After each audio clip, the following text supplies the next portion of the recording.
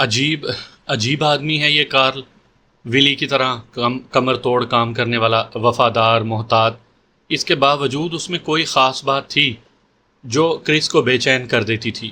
کیا بات تھی وہ؟ گھمنڈ؟ سرکشی؟ گھنا پن؟ نہیں، کچھ اور، جس پر انگلی رکھنا مشکل تھا۔ کارل اور اس کی بیوی ولی پچھلے 6 برس سے اس کے ساتھ تھے۔ اس کے باوجود وہ کارل کو اب تک نہ سمجھ سکی تھی۔ بڑا پراسرار تھا وہ، قدیم مصری تحریر ہیلوگرافی کی طرح۔ ایک دکھائی نہ دینے والی نقاب سی پڑی ہوئی تھی اس کے چہرے پر۔ اس نے چہرے پر چہرہ لگا رکھا تھا جیسے مکھنا، اور اس مکھنے کے پیچھے کوئی چیز حرکت کر رہی تھی جیسے کوئی گھڑی ٹک ٹک کر رہی ہو، اور وہ اس ٹک ٹک کو اپنے ضمیر کی آواز کی طرح جیسے سن رہی تھی۔ اس نے سگریٹ کی گردن ایش ٹرے میں دبا دی اور بیرونی دروازے کے کھلنے اور پھر بند ہونے کی آواز سنی۔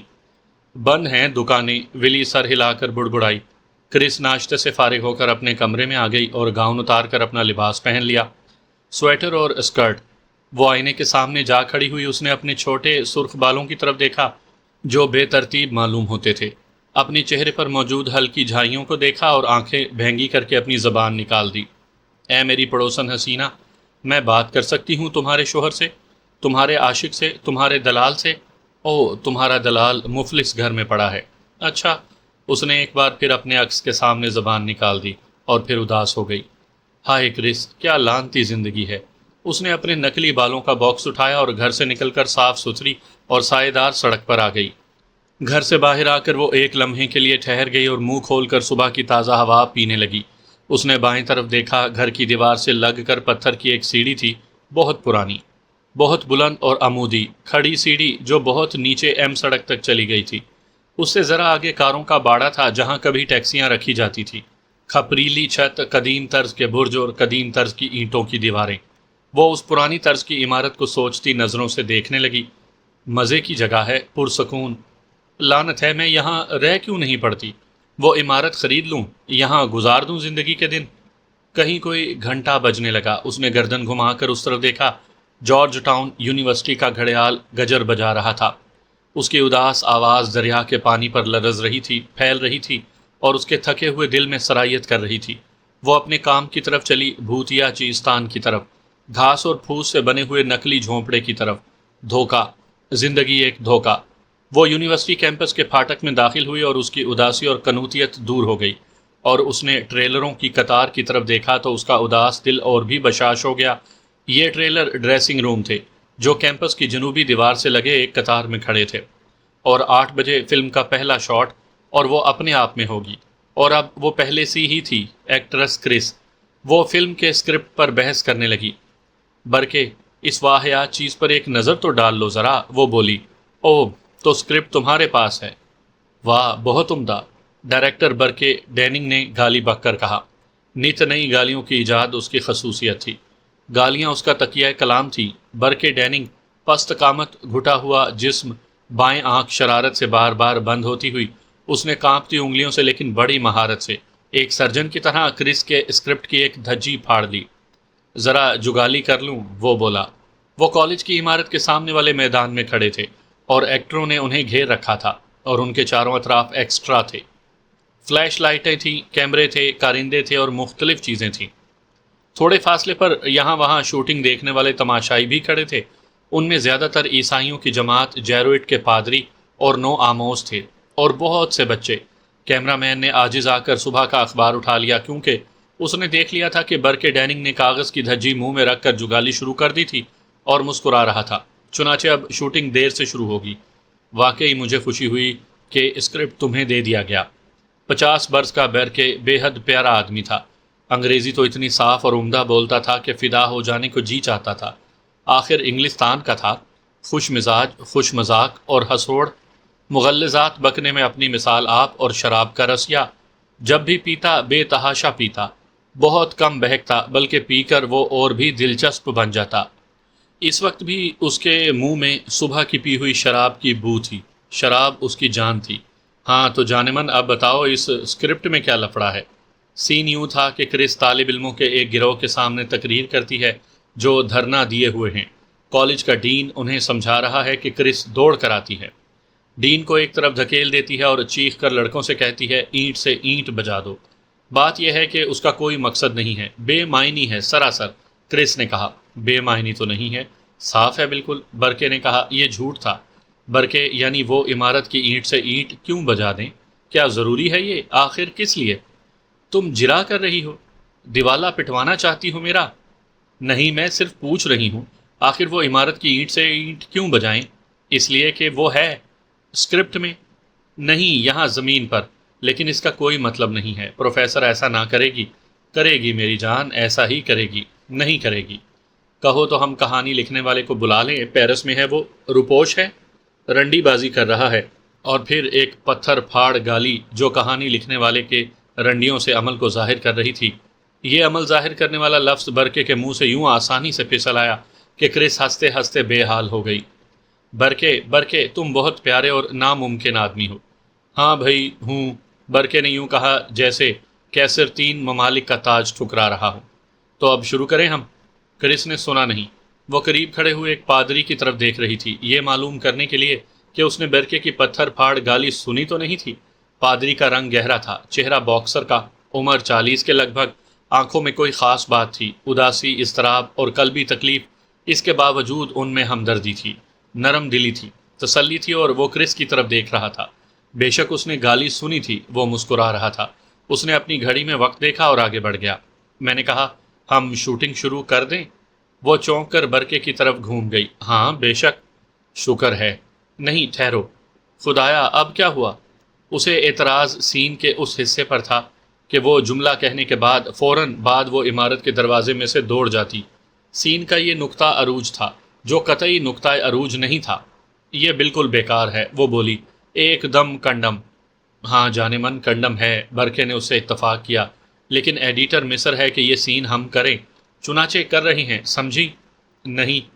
ہاں بے شک، حماقت ہے بالکل، لیکن بات یہ ہے کہ بعد کے سین میں چونکہ جیڈ اسی دروازے سے باہر آ رہا ہے، اس لیے ایڈیٹر کے خیال کے مطابق تمہارا اسی دروازے سے جانا ضروری ہے۔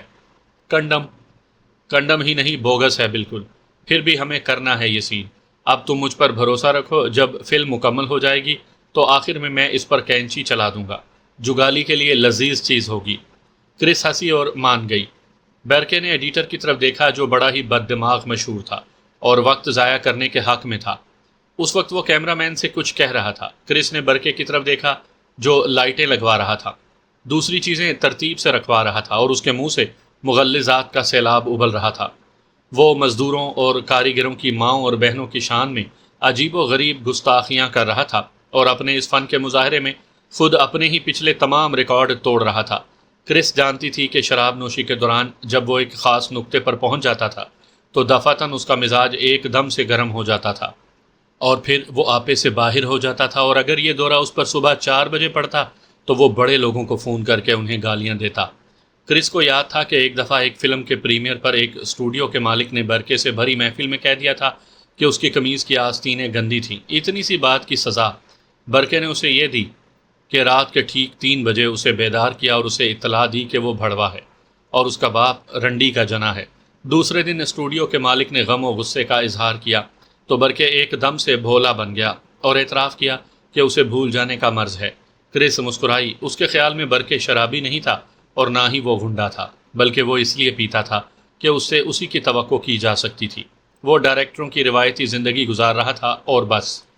بہرحال یہ بھی ایک طرح کی لافانیت ہی ہے، کرس نے سوچا۔ وہ دوسری طرف گھوم گئی۔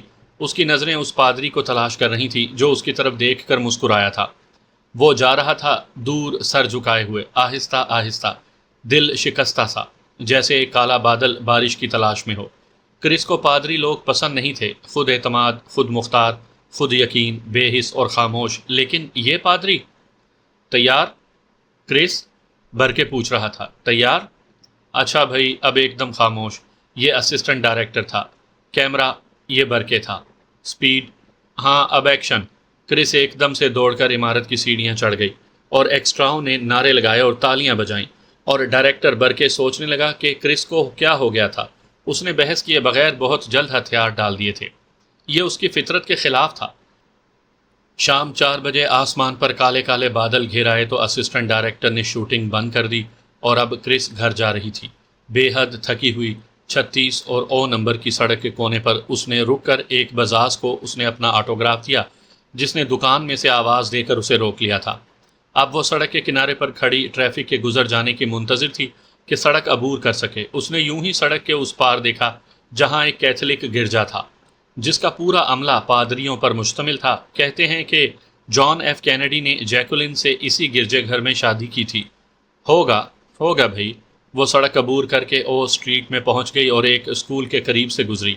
ایک پادری اپنی نائلون کی جرسی کی جیبوں میں ہاتھ ڈالے تیزی سے اس کے قریب سے نکلتا چلا گیا۔ نوجوان تھا، اکڑ کر چل رہا تھا اور اس کے گالوں اور ٹھوڑی پر 2 دن کی داڑھی تھی۔ آگے بڑھ کر وہ دائیں طرف مڑ گیا اور ان مکانات کی طرف چلا گیا جو گرجے کے پچھواڑے والے صحن میں تھے۔ کرس اس صحن کے قریب پہنچ کر ٹھہر گئی اور حیرت اور دلچسپی سے نوجوان پادری کو دیکھتی رہی۔ وہ سفید دیواروں والی کوٹھی کی طرف جا رہا تھا۔ ایک پرانا پتلے تختوں کے دروازہ کھلا اور ایک دوسرا پادری باہر آیا، یہ وہی پادری تھا جو بیرکے کی گالی پر مسکرایا تھا۔ فرق صرف اتنا تھا کہ اس وقت وہ بے حد سنجیدہ تھا۔ اس نے آنے والے نوجوان کو خوش آمدید کہا اور اس کے شانے پر اپنا ہاتھ رکھ دیا، بڑی شفقت سے، ایک باپ کی طرح، اور اسے کوٹھی میں لے گیا۔ کرس نے اپنے جوتوں کی طرف دیکھا۔ اس کی سمجھ میں کچھ نہیں آ رہا تھا۔ کیا گھپلا ہے یہ؟ کیا پادری بھی اعتراف گناہ کرتے ہیں؟ ہلکی سی گرج ہوئی۔ اس نے آسمان کی طرف دیکھا۔ بارش ہونے والی تھی۔ خدا کرے کہ دھواں دھار برسے۔ اس نے اپنے کوٹ کے کالر کھڑے کیے اور آگے بڑھ گئی۔ 1 منٹ کے بعد ہی وہ گھر میں تھی۔ گھر میں داخل ہوتے ہی وہ باتھ روم کی طرف بھاگی، وہاں سے فارغ ہو کر باورچی خانے میں پہنچی۔ ہائے کرس، کیسی رہی شوٹنگ؟ حسین چہرے، خوبصورت سنہری بالوں والی شیرن اسپینسر میز پر بیٹھی ہوئی تھی۔ پچھلے 3 برس سے وہ ریگان کی معلمہ اور کرس کی سیکریٹری تھی۔ وہی رفتار، کرس نے کہا اور میز پر رکھی ہوئی ڈاک دیکھنے لگی۔ کوئی خاص بات؟ یہ بتاؤ کہ آئندہ ہفتے وائٹ ہاؤس میں ڈنر کھاؤ گی؟ پتہ نہیں، تم اپنی کہو۔ میں تو آئس کریم کھا کھا کر اپنے آپ کو بیمار کر لوں گی۔ کرس ہنسی۔ رگ کہاں ہے؟ اس نے پوچھا۔ نیچے کھیل کے کمرے میں۔ کیا کر رہی ہے؟ کھلونے بنا رہی ہے۔ ایک پرندہ بنا رہی ہے جو میرے خیال میں تمہارے لیے ہے۔ ایک پرندہ چاہیے بھی مجھے۔ کرس نے چولہے کے قریب پہنچ کر کپ میں گرم گرم کافی بھری۔ وہ ڈنر کا کیا معاملہ ہے؟ مذاق کر رہی ہو؟ نہیں، شورن نے جواب دیا۔ جمعرات کے دن ہے، خدا قسم بڑی پارٹی ہے، قیامت کی۔ نہیں، میرے خیال میں 5-6 آدمی ہیں۔ مذاق تو نہیں کر رہی؟ نہیں، قسم سے۔ کرس کو اس اطلاع سے خوشی ہوئی، حیرت نہیں۔ ٹیکسی ڈرائیور، شاعر، پروفیسر اور نواب کرس کو دعوتوں میں بلانے کے لیے بے چین رہا کرتے تھے۔ کرس کی کون سی بات پسند تھی انہیں؟ اس کی زندگی؟ وہ میز پر بیٹھ گئی۔ رگ کا سبق کیسا چل رہا ہے؟ شارن نے سگریٹ جلائی۔ اس کے ابرو پر بل تھے۔ ریاضی میں مغز ماری کرنی پڑ رہی ہے، وہ بولی۔ حیرت ہے، خود مجھے بھی حیرت ہے۔ ریاضی اس کا پسندیدہ مضمون ہے، شارن نے کہا۔ دراصل یہ نئی قسم کی ریاضی جو ہے، توبہ۔ Hello mummy. وہ دروازے میں سے بھاگی آ رہی تھی۔ نازک باہیں آگے پھیلی ہوئی تھی، سرخ بالوں کی چوٹیاں ٹھمکیاں لے رہی تھیں۔ خوبصورت چہرہ جھائیوں سے بھرا ہوا تھا۔ اور ہیلو شریر چڑیل۔ کرس نے اسے باہوں میں سمیٹ کر سینے سے بھینچ لیا اور اس کے گال چومنے لگی۔ وہ اپنے پیار کے بے پناہ سیلاب کو روک نہیں سکتی تھی۔ مزید بوسے۔ پھر اس نے ریگان کو الگ کیا اور پیار بھری نظروں سے اسے دیکھنے لگی۔ آج کیا کرتی رہی تم؟ کوئی بے انتہا مزیدار کام؟ بس کام۔ کس قسم کا؟ ہاں، اس نے اپنے گھٹنے اپنی ماں کے گھٹنوں کے درمیان پھنسا دیے تھے۔ سبق یاد کیا اور پینٹنگ کی۔ کیا بنایا؟ پھول، گلابی رنگ کے۔ اور پھر ہاں، یہ گھوڑا۔ اس کی آنکھوں میں چمک آ گئی۔ یہ آدمی جس کے پاس گھوڑا ہے، دریا کے کنارے؟ نہیں، ہم دریا کے کنارے ٹہل رہے تھے۔ نہیں ممی، اور پھر یہ گھوڑا آ جاتا ہے اور آدمی مجھے اس پر سوار ہونے دیتا ہے، سچ مچ بیٹھنے دیتا ہے، 1 منٹ کے لیے۔ کرس نے سوالیہ اور مسکراتی نظروں سے شارن کی طرف دیکھا اور پوچھا، وہ تھا؟ جب وہ لوگ واشنگٹن میں منتقل ہوئے تھے فلم کی شوٹنگ کے لیے، تو شارن، جس کی حیثیت اب گھر کے ایک فرد کی سی تھی، اوپر کی خوابگاہ میں رہتی تھی، لیکن پھر اس کی ملاقات اس گھوڑے والے سے ہوئی جو قریب کے ہی استبل میں تھا۔ اب شارن کو ایک ایسے مقام کی ضرورت ہوئی جہاں اسے تنہائی میسر ہو۔ تب کرس نے ایک فیصلہ کیا اور شارن کو ایک پرتکلف اور گراں ہوٹل میں ایک کمرہ دلوا دیا اور اس کا خرچ خود ہی برداشت کرنے پر اصرار کیا۔ ہاں، وہی تھا۔ شارن شرما کر مسکرائی۔ بھورے رنگ کا گھوڑا تھا، بے حد شاندار۔ ریگان نے کہا، ممی، ہم ایک گھوڑا نہیں خرید سکتے؟ دیکھا جائے گا۔ کب؟ دیکھیں گے میری جان، وہ پرندہ کہاں ہے جو تم نے بنایا ہے؟ ریگان نے شارن کی طرف دیکھا، انداز سرزنش کا تھا۔ پھر وہ مسکرائی۔ تو تم نے بتا دیا ممی کو؟ وہ بولی۔ وہ تو یعنی میں حیرت زدہ کرنا چاہتی تھی تمہیں ممی۔ تمہارا مطلب ہے لمبی موسیقا خیز چونچ والا پرندہ جیسا تم چاہتی تھی؟ ہائے ریک، کتنی پیاری ہو تم، دیکھ سکتی ہوں میں اسے؟ اس پر رنگ کرنا ابھی باقی ہے، کھانا کب ملے گا؟ بھوک لگی ہے بے پناہ، ابھی تو 5 بھی نہیں بجے، دوپہر کا کھانا کب کھایا تھا؟ کرس نے شارون سے پوچھا۔ 12 بجے۔ کارل اور ولی کب واپس آ رہے ہیں؟ کرس نے انہیں دوپہر کی چھٹی دے دی تھی۔ شاید 7 بجے، شارون نے جواب دیا۔ ممی، ہم ہاٹ شاپ میں نہیں جا سکتے؟ ریگان نے کہا۔ نہیں، نہیں جا سکتے۔ کرس نے اپنی بیٹی کا ہاتھ پکڑ لیا، مسکرائی، اس کا ہاتھ چوما۔ اچھا دوڑ کر جاؤ اوپر اور کپڑے بدل لو، ہم اسی وقت چلتے ہیں۔ تم کتنی اچھی ہو ممی۔ اور وہ بھاگی کمرے سے باہر۔ کرس نے ایک اسکرپٹ اٹھا لیا جس کے ماتھے پر ایک نام کی سلپ پن کی ہوئی تھی، جیرس، کرس کا ایجنٹ۔ جہاں تک مجھے یاد ہے میں تاکید کر کے آئی تھی کہ فی الحال کوئی اسکرپٹ نہ بھیجا جائے۔ پڑھ لو، بے حد ضروری ہے، شارن نے کہا۔ اچھا، یہ اسکرپٹ میں نے پڑھا ہے، اس میں مجھے ایک نن کا کردار ادا کرنا ہے۔ تمہیں کوئی کردار ادا نہیں کرنا کرس۔ اس کے ہونٹوں پر مسکراہٹ تھی۔ کیوں؟ وہ چاہتے ہیں کہ تم یہ فلم ڈائریکٹ کرو۔ شارن نے سگریٹ کا دھواں اڑایا۔ کیا؟ ساتھ میں خط ہے، تم وہ بھی پڑھ لو۔ میرے خدا شارن، تم مجھے بنا رہی ہو؟ کرس نے جلدی جلدی خط پڑھا۔ اسٹوڈیو والے سر اسٹیفن مور کو بک کر رہے ہیں، وہ اس شرط پر کام کرنے کو تیار ہیں اگر… کرس نے دونوں ہاتھ اوپر اٹھا کر خوشی کا نعرہ لگایا۔ ہائے اسٹیو، تم سچ مچ فرشتہ ہو۔ ممی، وہ نیا لباس مجھے مل نہیں رہا، زینے کے ماتھے پر سے ریگان نے چیخ کر کہا۔ الماری میں دیکھو، کرس نے جواب دیا۔ دیکھا ہے، نہیں ہے۔ ایک ذرا صبر کرو، میں آ رہی ہوں، کرس نے کہا اور چند سیکنڈ تک اسکرپٹ کی ورک گردانی کرتی رہی، پھر بولی، بکواس ہے، شاید یہ… ارے کرس، میرے خیال میں بہت عمدہ ہے۔ اچھا، تو تمہارے خیال میں سنجیدہ فلمیں مزاحیہ ٹکڑے؟ شارون ہنسی۔ ممی، آ رہی ہوں۔ کرس اٹھ کر کھڑی ہوئی۔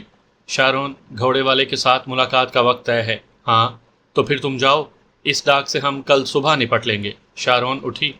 نہیں ٹھہرو، کرس کو یاد آ گیا، ایک ضروری خط ہے، آج ہی روانہ کرنا ہے اسے۔ اچھی بات ہے، شارون نے پیڈ اٹھا لیا۔ ممی… ریگان کے صبر کا پیمانہ چھلک گیا تھا۔ میں ہو کر آتی ہوں، کرس نے کہا اور باورچی خانے سے باہر جانے لگی، لیکن شارون کو اپنی گھڑی کی طرف دیکھتے دیکھ کر رک گئی۔ او، میرے مراقبے کا وقت آ گیا ہے، شارون نے کہا۔ کرس شارون کی طرف دیکھنے لگی۔ پچھلے 6 مہینے سے اس کی سیکٹری روحانیت کی طرف متوجہ ہو گئی تھی، لاس اینجلس میں۔ خود توجہ سے اس کے ابتدا ہوئی تھی، جو بعد میں بدھسٹ منتر میں تبدیل ہو گئی۔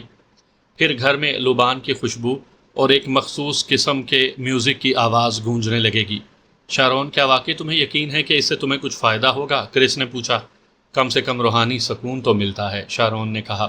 اچھا، کرس نے خشک لہجے میں کہا اور شارون کو شب بخیر کہا۔ خط کے متعلق اس نے کچھ نہ کہا اور جب وہ باورچی خانے سے باہر آئی تو بڑبڑا رہی تھی۔ 15-20 منٹ تک جاپ کرتی رہو، شارون نے کہا، ہو سکتا ہے اس سے تمہیں فائدہ ہو۔ کرس رک گئی اور شارون کی اس بات پر غور کرنے لگی، لیکن پھر سر جھٹک کر زینہ چڑھ گئی۔ ریگان کی خوابگاہ میں پہنچی تو سیدھی الماری کی طرف بڑھی۔ ریگان کمرے کے بیچ میں کھڑی چھت کی طرف دیکھ رہی تھی۔ کیا بات ہے؟ لباس کو تلاش کرتے ہوئے ریگان نے پوچھا۔ یہ وہ ہلکے جامنی رنگ کا سوتی لباس تھا جو اس نے ابھی گزشتہ ہفتے ہی خریدا تھا، اور اسے اچھی طرح یاد تھا کہ اس نے لباس الماری میں لٹکایا تھا۔ عجیب آوازیں آ رہی ہیں، ریگان نے کہا۔ ہاں جانتی ہوں، ہمارے دوست ہیں، اٹاری ہیں۔ ریگان اس کی صورت تکنے لگی۔ گلہریاں بیٹی، کرس نے کہا۔ ریگان چوہوں سے ڈرتی تھی، لباس کی تلاش بیکار ثابت ہوئی۔ دیکھا ممی، نہیں ہے یہاں۔ واقعی نہیں ہے، ہو سکتا ہے ولی غلطی سے دھونے کے کپڑوں کے ساتھ لے گئی ہو، غائب ہی ہو گیا۔ خیر، وہ نیوی بلو پہن لو، وہ بھی اچھا ہے۔ وہ ہاٹ شاپ میں گئے، کرس نے سلاد منگوایا اور ریگان نے سوپ، 4 کریم رول، مرغی، پینے کا چاکلیٹ اور آئس کریم۔ میرے خدا، اتنا بہت سا کھانا یہ کہاں ڈال رہی ہے؟ ریگان نے سوچا۔ اپنے گریبان میں؟ ریگان دبلی پتلی تھی، امید موہوم کی طرح، اور پہلے اس کی خوراک اتنی نہیں تھی۔ آج یہ اسے کیا ہو گیا تھا؟ کرس نے سگریٹ سلگائی اور کھڑکی سے باہر دیکھنے لگی۔ دریا کا پانی روشنائی کے رنگ کا نظر آ رہا تھا۔ بہت اچھا تھا کھانا ممی، بہت مزہ آیا۔ کرس اس کی طرف گھوم گئی اور ریگان کے چہرے میں اپنے شوہر ہاورڈ کا چہرہ دیکھ کر چونکی۔ یہ غالباً روشنی کے زاویے کا کرشمہ تھا۔ اس نے ریگان کی پلیٹ کی طرف دیکھا۔ کیوں، پائی نہیں کھاؤ گی؟ اس نے پوچھا۔ ریگان نے نگاہیں جھکا لیں۔ تھوڑی سی کینڈی کھا لی ہے میں نے۔ کرس نے سگریٹ ایش ٹرے میں دبا دی۔ چلو اب چلا جائے، وہ بولی۔ 7 بجے سے پہلے وہ لوگ گھر پہنچ گئے۔ ولی اور کارل واپس آ چکے تھے۔ ریگان تہہ خانے والے کھیل کے کمرے کی طرف بھاگی۔ وہ کرس کے لیے وہ پرندہ بنا لینے کے لیے بے چین تھی۔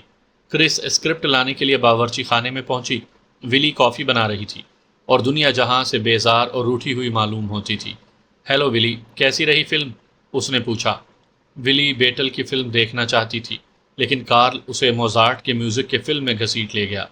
درد سر، ولی بولی اور پھر آواز دبا کر کہا، بے وقوف کہیں کا۔ او مجھے افسوس ہے۔ کرس نے اسکرپٹ بغل میں دبا لیا۔ ہاں ولی، تم نے ریگان کا وہ لباس دیکھا ہے جو میں نے گزشتہ ہفتے خریدا تھا؟ وہی ہلکے جامنی رنگ کا۔ ہاں، آج صبح ہی ریگان کی الماری میں دیکھا تھا۔ کہاں رکھا ہے تم نے؟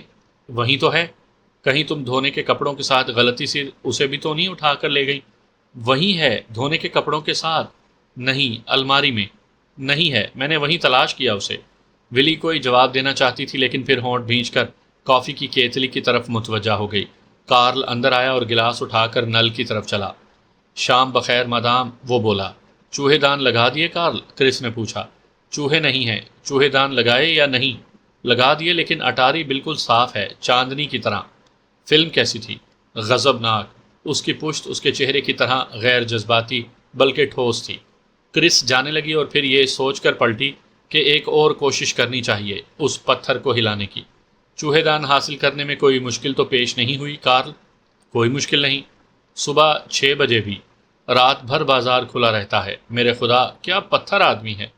کرس بہت دیر تک اور بہت آرام سے غسل کرتی رہی اور جب وہ اپنی خوابگاہ میں پہنچی اور اپنا گون نکالنے کے لیے الماری کھولی تو اسے ریگان کا گمشدہ لباس مل گیا۔ وہ کرس کی الماری کے فرش پر نچا ہوا اور ایک ڈھیر کی طرح پڑا ہوا تھا۔ اس نے لباس اٹھا لیا۔ یہ یہاں کیسے آ گیا؟ ڈوریاں بدستور اس پر بندھی ہوئی تھی۔ کرس سوچنے لگی۔ اسے یاد آیا کہ جس دن اس نے یہ لباس خریدا تھا اسی دن اپنے لیے بھی 2-3 چیزیں خریدی تھی۔ کہیں ایسا تو نہیں کہ میں نے سب چیزیں ساتھ ہی رکھتی ہوں۔ وہ لباس ریگان کی خوابگاہ میں لے آئی، اسے ہینگر پر لٹکایا اور ہینگر الماری میں لٹکا دیا۔ عمدہ، بہت عمدہ کپڑے ہیں تمہارے پاس، چنانچہ خوش رہو اور اپنے ابا کو یاد نہ کرو جو کبھی خط نہیں لکھتے۔ وہ الماری بند کر کے پلٹی تو خانوں والی میز سے ٹکرا گئی۔ اف، کیا زور کی ٹھوکر لگی۔ اپنے پیر کی انگلیاں سہلاتے ہوئے اس نے دیکھا کہ خانوں والی میز اپنی جگہ سے ہٹی ہوئی تھی۔ تو یہ بات ہے، اس لیے میں اس سے ٹکرا گئی۔ لیکن یہ اپنی جگہ سے اتنی دور کیسے کھسک آئی؟ شاید ولی نے کمرہ صاف کرتے ہوئے اسے کھسکایا ہو۔ وہ مطالعہ گاہ میں آ گئی۔ اس کے ہاتھ میں وہ اسکرپٹ تھا جو اس کے ایجنٹ نے بھیجا تھا۔ یہ کمرہ جدید قسم کے مروب کن دیوان خانے سے قطعی مختلف تھا۔ اس کی کھڑکیاں لمبی چوڑی اور محرابی تھیں، جیسی کہ پرانی قسم کی حویلیوں میں ہوتی ہیں۔ اینٹوں کا بنا ہوا آتش دان قدرے بلند تھا۔ دیواروں پر آگ کی لکڑی کے تختے جڑے ہوئے تھے۔ چھت شرقاً غرباً اور شمالاً جنوباً جاتے ہوئے اور ایک دوسرے کو قطع کرتے ہوئے شہ تیروں پر ٹکی ہوئی تھی۔ اس قدیم طرز کے کمرے میں چند جدید اضافے بھی کیے گئے تھے۔ ایک کونے میں بار تھا، چند تکیے اور گدے اور ایک چیتے کی کھال کا قالین جو کرس کا ذاتی تھا، جو کمرے کے چوبی تختوں کے فرش پر آتش دان کے قریب بچھا تھا۔ کرس اب اسی قالین پر پیر پھیلا کر وہاں رکھے ہوئے صوفے میں دھنس گئی۔ اس نے اپنے ایجنٹ کے خط کو ایک بار پھر پڑھا۔ اعتقاد، امید اور ہمدردی، 3 حصے، تینوں میں مختلف ایکٹر اور مختلف ڈائریکٹر۔ اسے امید والا حصہ ڈائریکٹ کرنا تھا۔ خیال اسے پسند آیا اور نام بھی اسے پسند آیا، لیکن ان لوگوں کا کیا ہے؟ آخر میں نام بدل بھی تو دیتے ہیں۔ چنانچہ ہو سکتا ہے کہ یہ اعتقاد، امید اور ہمدردی سے پتھر، دائرے اور عصمت بن جائے۔ دروازے کی گھنٹی بجی۔ برکے ڈیننگ، تنہا آدمی، وہ اکثر آ جایا کرتا تھا۔ کرس مسکرائی اور جب اس نے برکے کی آواز سنی جو کارل کو ایک ایک من کی تول تول کر سنا رہا تھا تو کرس نے اداسی سے سر ہلایا۔ ہاں، ہیلو، وہ شراب کہاں ہے؟ وہ کمرے میں در آیا اور سیدھا بار کی طرف چلا۔ آنکھیں بوتلوں پر جمی ہوئی تھیں اور دونوں ہاتھ برساتی کی جیبوں میں تھے۔ وہ بار کی تپائی پر بیٹھ گیا، بار کا جائزہ لیا اور مایوسی سے سر ہلایا۔ پھر شکار کی تلاش میں نکلے ہو؟ کرس نے پوچھا۔ کیا مطلب؟ اس نے ناک اٹھا کر سوں سوں ہوا سونگی۔ اس وقت تمہارے چہرے پر وہی مضحکہ خیز جذبہ ہے۔ کرس نے اس کے چہرے پر یہی جذبہ ایک دفعہ پہلے بھی دیکھا تھا۔ اس وقت وہ دونوں لوسیانا میں ایک فلم کی شوٹنگ کر رہے تھے۔ ایک رات کرس کو نیند نہ آئی تو وہ بستر میں سے نکل کر برآمدے میں آ گئی کہ شاید کافی یا کوئی ساتھی مل جائے۔ اس وقت صبح کے 5 بج رہے تھے اور تب اس نے کھڑکی میں سے دیکھا ڈائریکٹر جیبوں میں ہاتھ ڈالے تالاب کے کنارے چلا جا رہا تھا۔ جب وہ برآمدے میں پہنچی تو بیرکے ہوٹل میں داخل ہو رہا تھا۔ سالی ایک بھی مچھلی کہیں نہیں ہے، کرس کے قریب سے گزرتے ہوئے وہ بڑبڑایا اور اپنے کمرے میں جا کر سو گیا۔ کرس نے بعد میں جب ہنس ہنس کر اس واقعے کا ذکر کیا تو بیرکے غصہ ہو گیا اور اس نے کرس سے کہا کہ وہ الٹے سیدھے خواب دیکھتی اور پھر انہیں سچ سمجھ لیتی ہے۔ چونکہ میں ڈائریکٹر ہوں اس لیے لوگوں نے مجھے عیاش، اور چونکہ تم ایکٹریس ہو اس لیے لوگوں نے تمہیں چالو یقین کر لیا ہے، وہ بولا۔ اب کرس نے بار کے پیچھے جاتے ہوئے برکے کو یہ واقعہ یاد دلایا تو اس نے کہا، اب یہ بچوں کی سی باتیں نہ کرو، سالی ساری شام غارت ہو گئی، بینچ عملے کے ساتھ چائے پیتا رہا ہوں۔